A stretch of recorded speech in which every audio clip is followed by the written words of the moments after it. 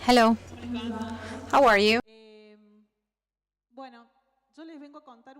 I'm here to tell you something of what we're doing in Córdoba. In addition to taking everything not in a serious way. This will be reflected in my work, but also in the particularities of the museums we work at. This is the Fine Arts Museum, that's where I work, and this is where there are specimens. I'm not referring to insects, but rather to people who are as particular as the museums we work at. Please, Greenpeace, this is fiction, okay? No animal was hurt in this presentation. Let me tell you the experience I had when I joined the museum. Well,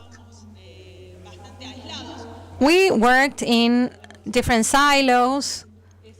I come from the conservation field, and I know that per se we are quite an isolated kind. It's hard for us to work as a team.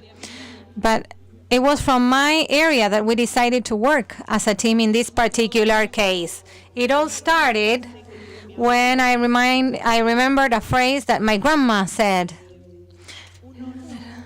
And it goes like this: you cannot love what you do not know. So I wondered, we're always talking to our colleagues about the appropriation of the objects that we showcase in our museums by the audience. But we fail to realize that the first visitors of our museum are museum workers. So how can we transfer this appropriation and ownership experience if we do not know the deterioration of the work we are showing?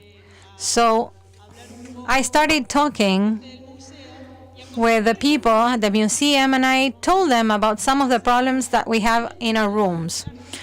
One of them in particular, I'm not going to dwell on the wear and tear of our works, but it's the biological or microbiological attack.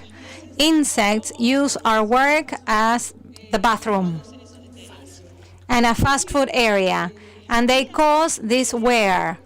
Since I saw that my colleagues were interested, I started giving talks and conferences, attended not by this many people, but by these other many people. And they all came because it was compulsory.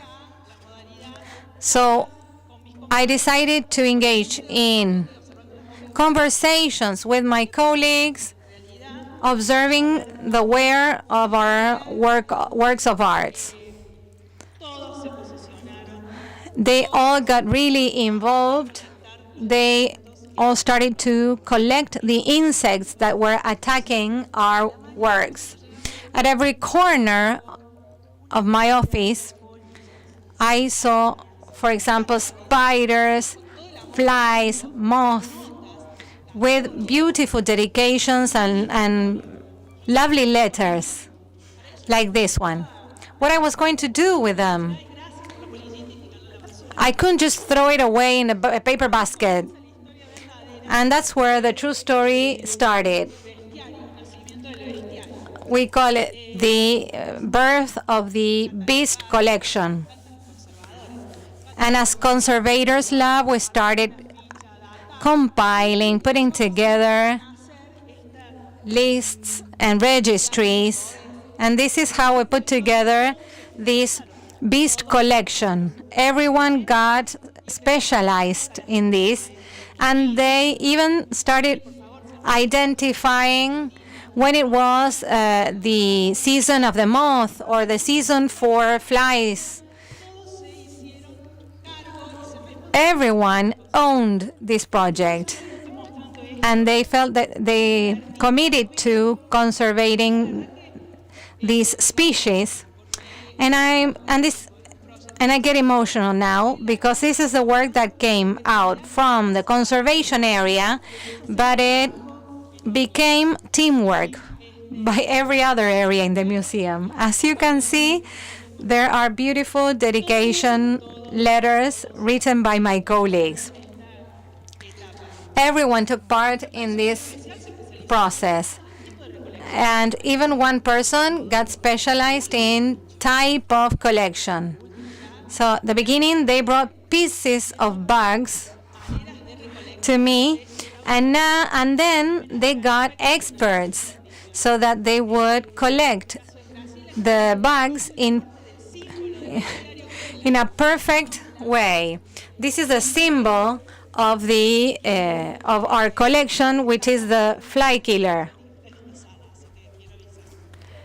She's here with us today. Just to summarize, I wanted to show my colleagues who they all worked with me. They are all committed to conserving the bugs and the works. And the funny side of the story is that they all got to take a picture with the fly bat. They are all committed with this. And also with the heritage. Even the cleaning personnel. Thank you very much for your attention.